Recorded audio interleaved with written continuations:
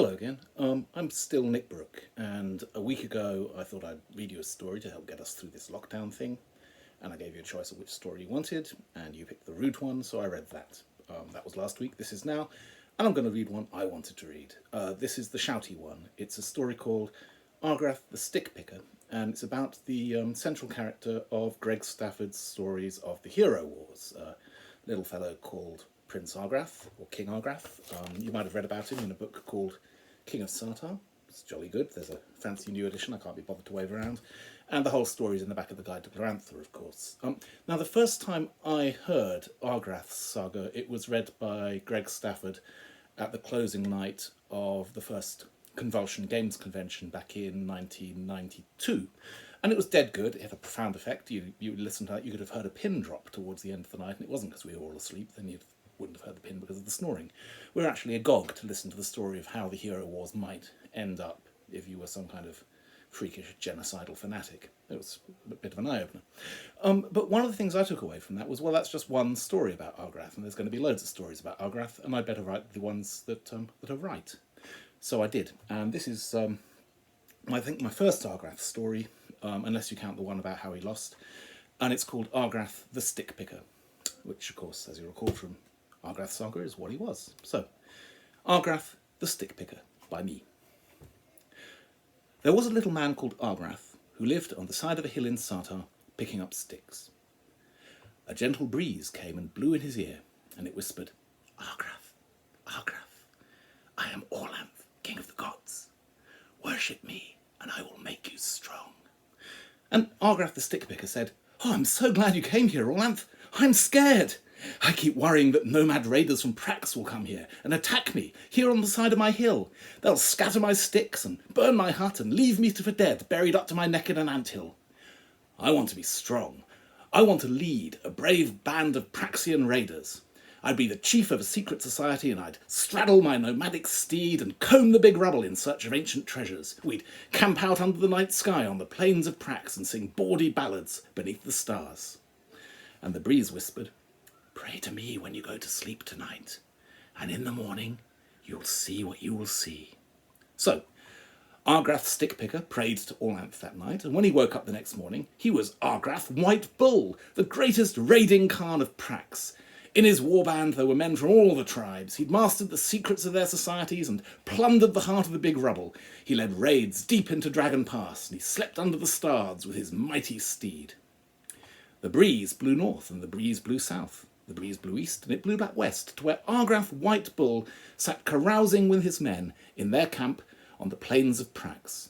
And the breeze had grown to be a light wind, which made the fire flicker as it said, "Argrath, Argrath, I am Orlanth, king of the gods. Worship me, and I will make you strong."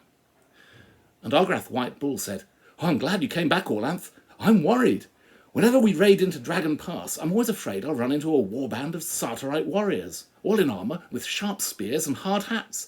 They'd make mincemeat of my Praxian braves and take our heads as trophies. I want to be strong.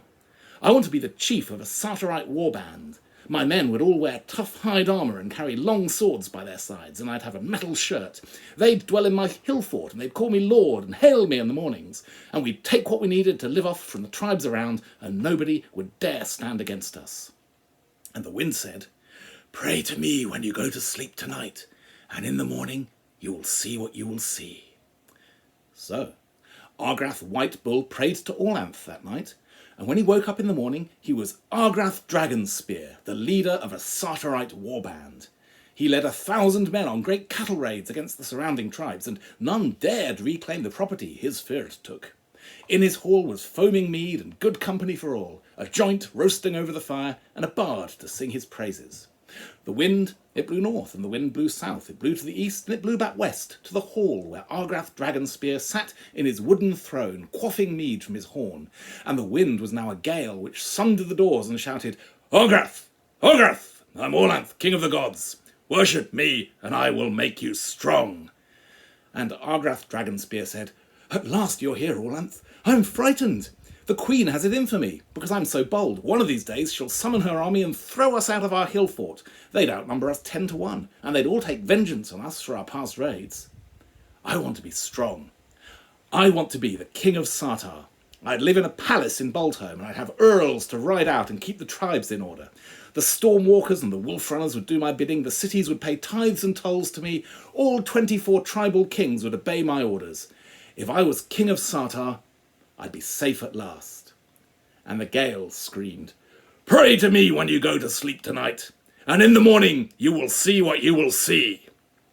So, Argrath Dragonspear prayed to Orlanth when he went to sleep that night, and the next morning, when he woke up, he was King Argrath of Sartar. His royal fire was 20 feet high, and it kept his lofty stone palace in Boltholm warm and cosy. He commanded the 24 tribes and the royal army of Sartar, and many great magicians flocked to his service. He had an iron ring of lightbringers to advise him, and he wore rich robes and a golden crown. The gale blew north, and the gale blew south. It blew to the east, and it blew back west, where it had grown to be a mighty storm. It tore into King Argrath's royal palace in Boltholm, ripping tiles from the rooftops, and bellowed, "Argrath! Argrath! I am Orlanth, king of the gods! Worship me, and I will make you strong!" And King Argrath said, "Thank all the gods you returned, Orlanth. I'm petrified. My kingdom is so rich, the king of Tarsh keeps threatening to invade. His land is twice the size of mine, and his army is far more skilled in war. They've got allies from all across the pass, cannibal virgins and beastmen and grazer horsemen and trolls from the Darklands. We don't stand a chance. I want to be strong. I want to be the High King of Dragon Pass. That way I wouldn't have to worry about my neighbours. I'd be the king of Tarsh and Vanch and Agar and Imther and Holay and Saird, and they'd make me Pharaoh of the Holy Country and Duke of Onelia and Count of Prax and anything else I forgot to mention just then." And the storm bellowed, "Pray to me when you go to sleep tonight, and in the morning you will see what you will see." So King Argrath of Sartar prayed to Orlanth that night, and next morning when he awoke, he was High King Argrath of Dragon Pass, ruling over Tarsh, Vanch, and Agar, Imther, Holay, and Saird, acting Pharaoh of Cathyla, Duke of Onelia, and Count of Prax, and probably some other places as well. He ruled from atop the Dragon's Eye over all the surrounding kingdoms and peoples. Inhuman dragonutes prostrated themselves before him, hissing out his praises with their sibilant tongues. Mechanical men and wind children served in his court, which was famed across the world for its magnificent richness and splendour. The storm blew north, and the storm blew south. The storm blew east, and the storm blew west, and by now it had grown to be the greatest hurricane ever. It whipped around the Dragon's Eye until the wind children were made quite dizzy, and even the dragons had to land, and it thundered. This is the hard bit. "Argrath! Argrath! I am Orlanth, king of the gods! Worship me, and I will make you strong!" And High King Argrath said, "You didn't come a moment too soon, Orlanth. I'm absolutely terrified. My realms are so magnificent that the Red Emperor wants them for himself. He rules the whole of the north and has 20 times as many soldiers as I do, and every one of them wears iron. What's more, he commands the crater makers and rides on the Crimson Bat. We couldn't begin to resist him. I want to be strong.